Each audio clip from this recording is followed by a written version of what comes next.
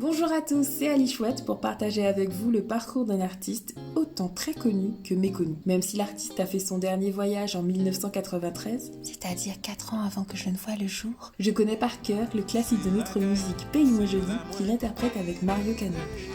Ce dernier parle d'ailleurs de sa voix comme ayant un timbre américain, métallique et chaud, en précisant également son talent pour l'improvisation et en relevant qu'il était un instrumentiste. Mais qui est Serge Ponsard ?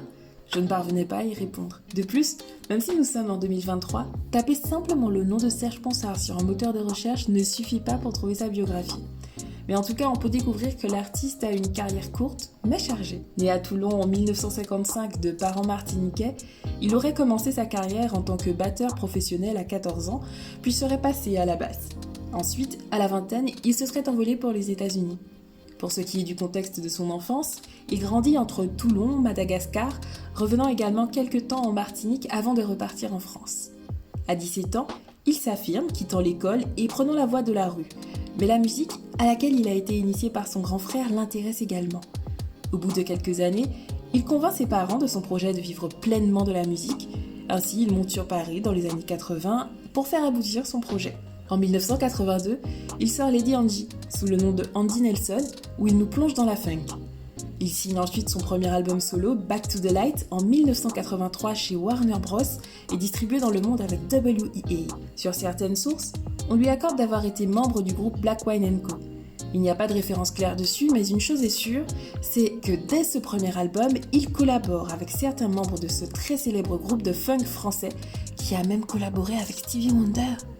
Sur cet album d'ailleurs, Art the Night sera 6e au Hit Parade Dance aux États-Unis. Et à la vue des commentaires sur les différentes plateformes, l'album était populaire à l'époque et beaucoup s'en souviennent encore. Il revient ensuite aux Antilles dans une recherche de tradition. En 1991, il interprète le morceau Paye-moi joli sur l'album Retour aux sources de Mario Canonge, qui est devenu un classique, et ils remportent ensemble le prix SACEM de l'interprétation masculine.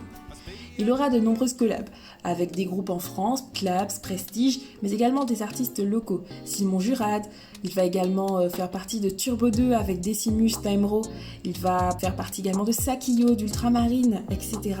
On le retrouve également à la voix française de Sébastien dans la série d'animation télévisée Disney La Petite Sirène, diffusée de 92 à 95. Et dans la BO, il signe l'interprétation de Moi y'en a pas vous, un morceau qui prône joliment l'acceptation de soi. C'est ensuite à Créteil, le 5 avril 1993, qu'il tire sa révérence des suites d'une maladie. La même année sort alors un album posthume intitulé Hommage à l'initiative de Mario Canonge et Michel Alibo. Il en avait commencé la maquette avant de disparaître.